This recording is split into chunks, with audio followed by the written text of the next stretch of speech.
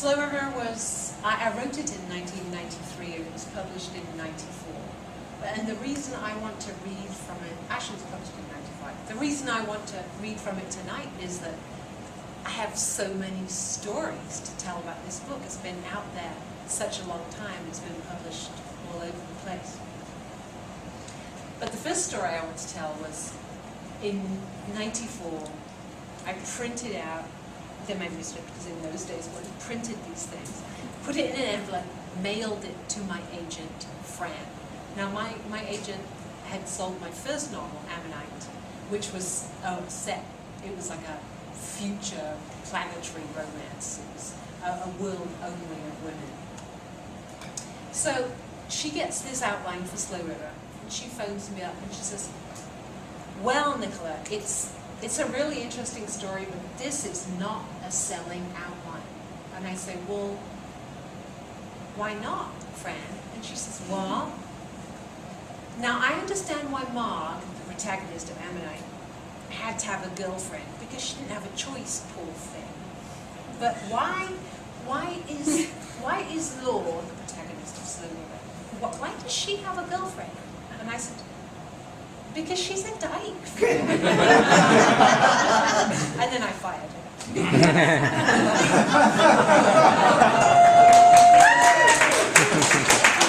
It just doesn't pay to take shit from me. But she was so wrong. I had zero problem selling this book. In fact, I had more than one offer. Eventually I went with Valentine Del Rey. And I had zero problem getting mainstream reviews. It was reviewed everywhere.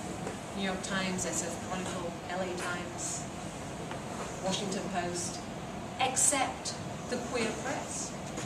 I took advanced reading copies to Outright in Boston when there still was an Outright. There will be again one day. So I took a bunch of advanced reading copies and I couldn't give them away. They just, people were like, I don't read stuff like that. And I was like, stuff like what? They were like, you know, rockets and monsters and stuff. I said, well, there's no rockets in this book, and there are no monsters except the humankind. And she said, no, I don't read sci-fi. So I moved on to the next critic. She said, oh, you wrote Ammonite? I said, oh, why, yes, indeed. And then she looked at the Slow River Galley and she said, but why do you call your stuff sci-fi? And I said, well, actually, I call it science fiction. That's what it is. She said, but what? No. She said, sci-fi is terrible. I don't like it, but I like your book. So it's not sci-fi. So why just call it sci-fi? How do you deal with it? So I came back from Outright with all the advanced reading copies I had on.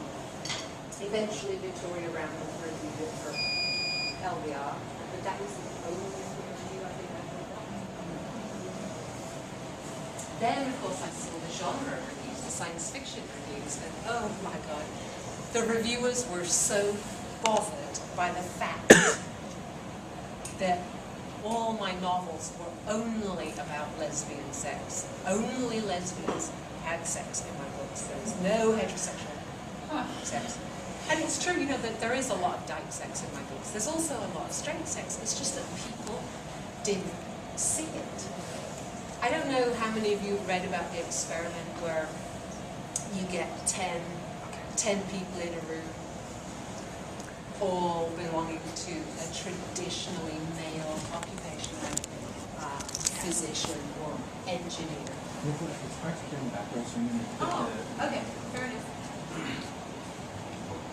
But there's an experiment where you put 7 men, 3 women in a room, and an observer will say it's about half and half. And then if you have 4 women,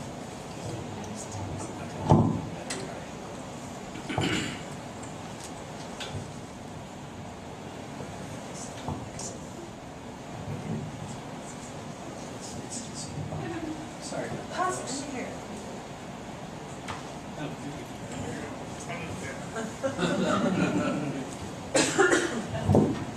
Okay, is that better? So if you have 10 people in a room, 7 men, 3 women, they think there's equal numbers of men and women. If you have 4 women, 6 men, they think it's a majority of women. And it's kind of what happens with reviews. The other crowds out the norm. But the book was published all over the world, and it's still in print. I still get royalty checks twice a year. They're not huge, but you know, buys a really nice meal out, some clothes, some beer.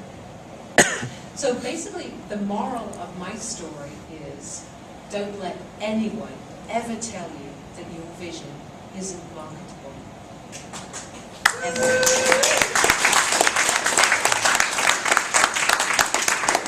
If it's good enough, someone will buy it. You don't know when, you don't know who, and you don't know in what form, but they really will. And if you make it good enough, they will buy it. And that's why you're here, after all, is to make your vision better. It's not to follow someone else's vision. All the people here in this room we're making the new queer literary tradition. In this room, all you people, you are the nucleus of the new queer literature. So don't let anyone tell you what to do. Burn with your own vision. Write what you want to write. But listen to the people who can help you make it better. Don't listen to the people who say you can't. They're full of shit. Anyway, I have a million stories I could tell about this book, but I think it's probably time for me to actually get to the book. It's a near-future science fiction story. It's the story of one woman and her place in the world. It's a story about identity. There's, of course, lots of sex and explosions and cool stuff, but I usually describe it as a novel about sewage and abuse. Because there's that too, and it makes people pay attention. The main character is a woman called Law, and she's born into a really privileged family. She lives her life with riches, everything she wants. But then at the age of 18, she's kidnapped, and she's stripped of everything, even her clothes. She's dumped naked and injured in a strange city in the middle of the night. And she's got nowhere to turn to, nowhere to go. And then the book actually begins when she's 5, but I can tell you all this later. But the bit I'm going to read now is from near the beginning, when Law is waking up in an alley.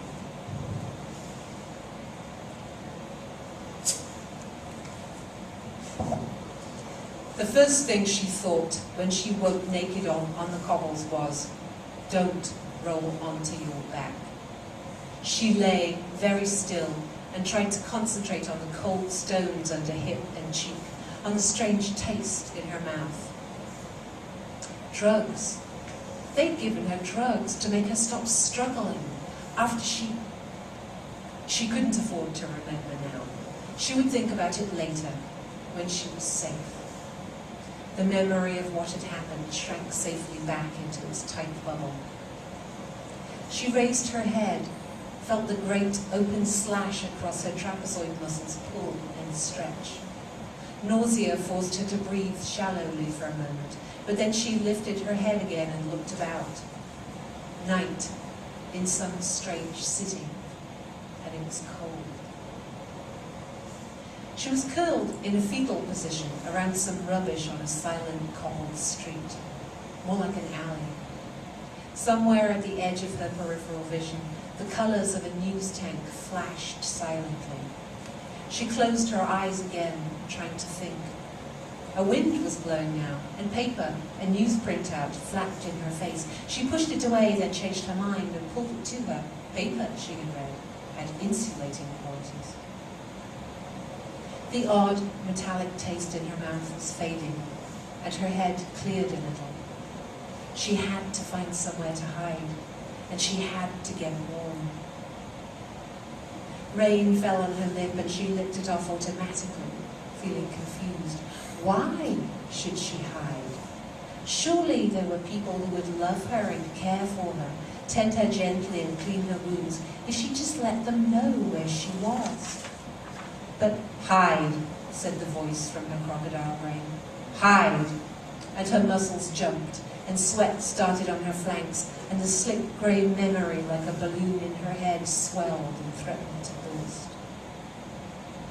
She crawled towards the news tank, because its lurid colours, the series of news pictures flashing over and over in its endless cycle, imitated life. She sat on the road in the rain in the middle of the night, naked, and bathed in the colours as if they were filtered sunlight, warm and safe. It took her a while to realise what she was seeing. Herself. Herself, sitting naked on a chair, blindfolded, begging her family to please, please pay what her kidnappers wanted. The pictures were like a can opener, ripping open the bubble in her head, drenching her with images. The kidnap, the humiliation, the camera filming it all. So your family will see we're serious, he had said. Day after day of it. An 18th birthday spent huddled naked in a tent in the middle of a room with nothing but a plastic slop bucket for company. And here it was, in colour, her naked and weeping, a man ranting at the camera demanding money, her tied to a chair, begging for food. Begging. And the whole world had seen this. The whole world had seen her naked, physically and mentally, while they ate their breakfast or took the passenger's line to work. Or maybe drinking coffee at home, they'd been caught by the cleverly put together images and decided, what the hell, may as well pay to download the whole story. And she remembered her kidnappers, one who had always smelled of frying fish, half leading, half carrying her out into the barnyard, because she was supposed to be dopey with the drugs she had palmed. The other one, camera on his shoulders, filming from the back of an open van. She remembered the smell of rain on the farm implements rusting by a wall, and the panic. The panic as she thought, this is it, they're going to kill me. And the absolute determination to fight one last time. The way the metallic blanket had felt as it slid off her shoulders. How she pushed the man by her side, dropped the fist-sized jag of metal into her palm, and turned. Remembered the look on his face as his eyes met hers. As he knew she was going to kill him. As she knew she was going to shove the sharp metal into his throat. And she did. She remembered the tight gurgle as he fell, pulling her with him, crashing into a pile of metal, the ancient plough blade opening her own back from shoulder to lumbar vertebrae. The shouting of the other man as he jumped from the van, cameras smashing to the cobbles, pulling her up, checking the man on the ground, shouting, "You killed him, you stupid bitch! You killed him!" The way her body wouldn't work, wouldn't obey her urge to run. How he pushed her roughly into the van and slammed the doors. Remembered him telling the van where to go, the blood on his hands. The way he cursed her for a fool. Hadn't she known they were letting her go? But she hadn't. She thought they were going to kill her. And then his sad look. The way he shook his head and said, "Sorry, but you forced me to do this, and at least you won't feel any pain." And the panic again, scrabbling blindly at the handle behind her, the door falling open. She remembered beginning the slow tumble backwards, the simultaneous flooding sting of the nasal drug that should have been fatal. But she was alive, alive enough to sit in the rain, skin stained with pictures of herself, and remember everything.